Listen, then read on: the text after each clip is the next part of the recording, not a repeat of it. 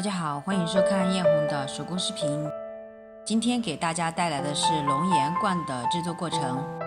前面给大家分享了龙岩罐的展示，那么今天我们就直接进入正题吧。首先我们用铜丝和铁丝来打骨架，因为我们整体的罐会比较重，这里呢设计成为了一个镂空的设计。我们的整个罐重大约在 2.5 公斤左右，所以如果不做成这种设计的话，小姐姐的颈椎可能受不了。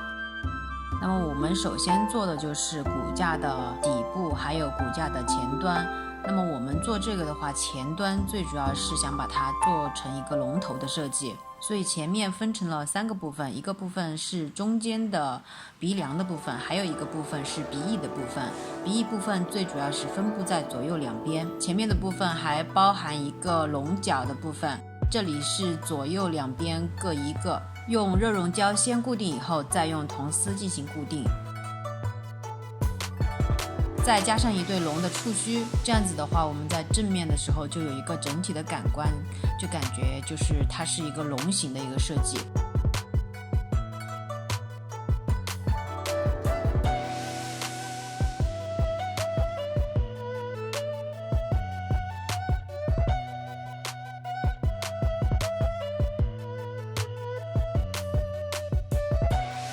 在我们整个骨架打好以后，我们再用热熔枪这样一点一点的去给它包边，把所有的铜丝表面都覆盖上热熔胶。这样的目的是为了让我们整个骨架更加的粗壮，让它感觉整个的话会比较的厚重一点。在后面我们再加上树枝这些元素的时候，它会比较的厚实。在表面覆盖完我们的热熔胶以后呢，然后我们再用电烙铁把表面不光滑的地方给顺一下。这个味道真的是非常非常的臭，所以如果想要操作这一步的小伙伴的话，你们一定要记得戴口罩，还有就是在通风的环境下去操作。那么我们这样顺一遍之后，就可以感觉到热熔胶的表面就明显比刚刚要顺滑的多了。那么接下来我们再用电镀金给整个头冠去上颜色。那么这里为什么选择的是电镀金而不选择金色的丙烯颜料呢？那是因为丙烯颜料它本身的光泽度没有我们这个电镀金的好。在我们涂电镀金的时候，一定要把每个缝隙都涂满，这样子就会感觉到比较精细一点。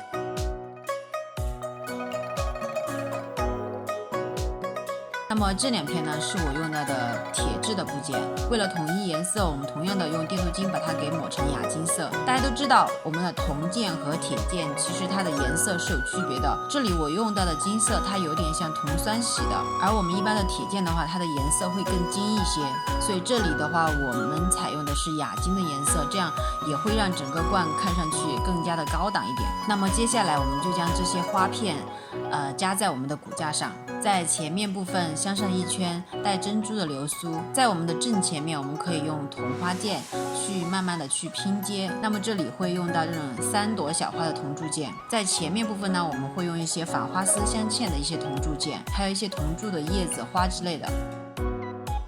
那么我们整个头冠其他的部分基本上都是用铜铸件来完成的。这里有人会问了，我们的铁质部件它会更轻一点，那么为什么我们要用铜的而不用铁的？那我这里的话就给大家讲一下，一般的铁质部件的话它是扁的，它没有那种立体的效果。我们一般的铜铸件的话，它会有那种立体的效果，所以它看起来会更有质感，但是它的质量会更重一点。所以我们前面部分减轻的这些重量的话，就是为了在这个部分去增加一些更有立体感的一些铜铸件。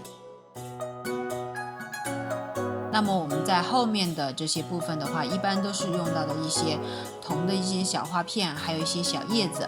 最后我们在花心的部分加上一些小贝珠，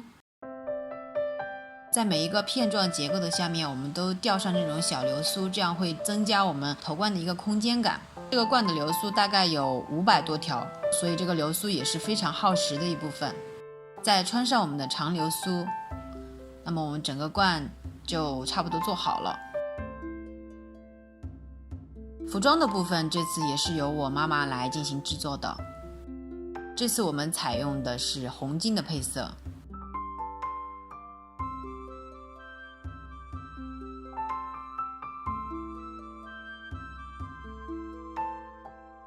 好了，大家来看一下展示吧。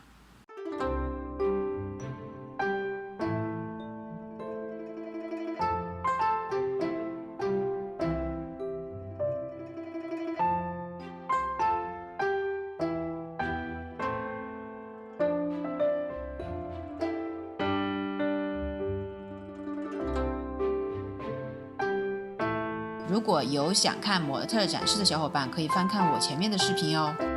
看到这里的小伙伴一定都是真爱哦，请记得一定要关注我哟。好了，本期的视频就到这里哦，我们下期再见，拜拜。